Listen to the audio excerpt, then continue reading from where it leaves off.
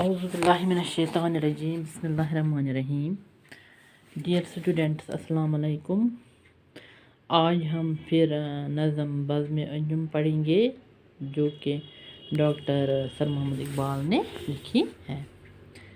شعر نمبر 5 ہے. محیِ فلک فیروزی تھی انجمن فلک کی، عرش بری سے آئی آواز ایک ملک کی. ملک ہم فرشتہ کو کہتے ہیں،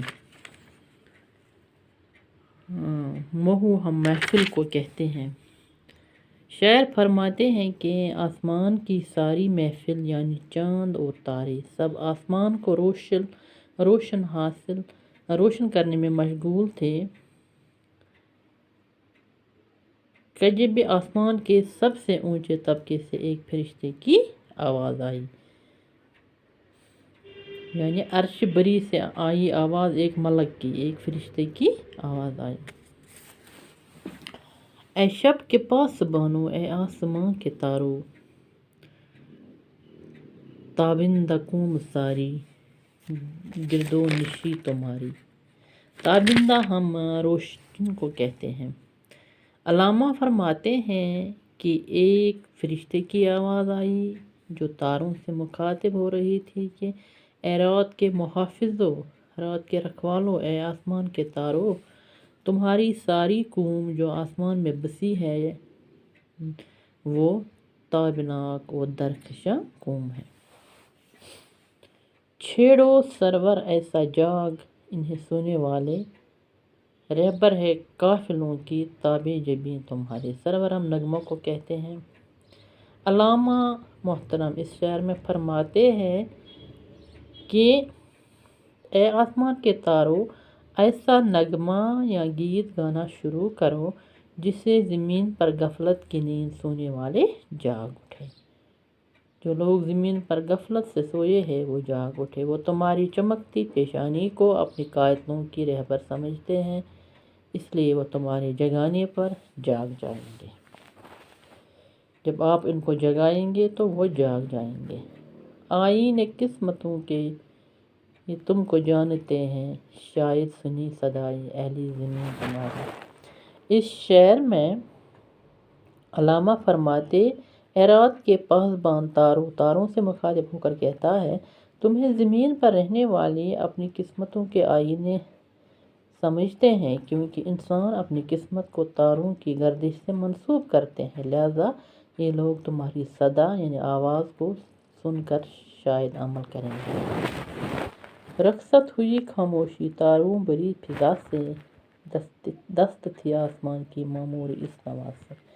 علامہ فرماتے ہیں کہ فرشتے کی آواز سن کر تاروں بری فضا سے خاموشی ختم ہو گئی اور آسمان کی وسعت میں یہ آواز جادو جگانے لگی. شعر نمبر 10.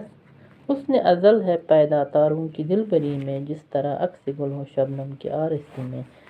فرماتے ہیں کہ تاروں کی خوبصورتی میں قدرت کا سارا حسن اس طرح منعکس ہوتا ہے جس طرح پھول کی خوبصورتی شبنم کے آئینے میں منعکس ہوتی ہے، یعنی جم جاتی ہے.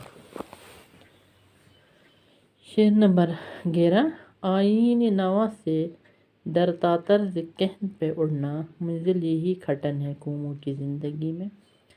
تاروں نے جواب دیا کہ قوموں کی زندگی میں سب سے مشکل اور دشوار بات یہی ہے کہ وہ نئے قوانین یعنی تبدیلیوں سے ڈرتے ہیں اور پرانی روایتوں اور طور طریقوں پر اڑے رہتے. شعر نمبر 12. یہ کاروان ہستی ہے تیز گام ایسا، قومیں کچل گئی ہے جس کی رہ روی میں. اس شعر میں شاعر فرماتے ہیں کہ تاروں نے مزید کہا کہ زندگی کا قافلہ اتنا تیز رفتار ہے، اتنا تیز ہے کہ اس کے تیز بہاؤ یعنی دوڑ دھوپ میں قومیں روندی اور کچل گئی ہیں. گویا جو قومیں غفلت کی نیند میں مست رہے اور جنہوں نے وقت کی نبض کو نہیں پہچانا وہ قومیں مٹ کر رہ گئی. شعر نمبر 13. لاسٹ شعر ہے. آنکھوں سے ہے ہماری غائب ہزاروں انجم، داخل ہے لیکن وہ بھی اپنی بربادی میں۔ شاعر فرماتے ہیں کہ ہزاروں تارے ایسے بھی ہیں جنہیں آنکھیں دیکھ نہیں سکتی ہیں، لیکن وہ تاروں کی برادری میں شامل ہیں۔ شعر نمبر 14۔ ایک عمر میں نہ سمجھے اس کو زمین والے، جو بات پا گئی ہم تھوڑی سی زندگی میں۔ شاعر فرماتے ہیں کہ تاروں نے فرشتے کی آواز کے جواب میں کہا کہ دنیا کے سارے نظام آپسی کشش سے توازن میں بھی ہے اور قائم دائم بھی ہے۔ یہ بات تاروں کی زندگی میں چھپی ہوئی ہے، یعنی تاروں کی زندگی سے ہمیں آپسی اتحاد و اتفاق کا سبق سیکھنا چاہیے۔ باقی بس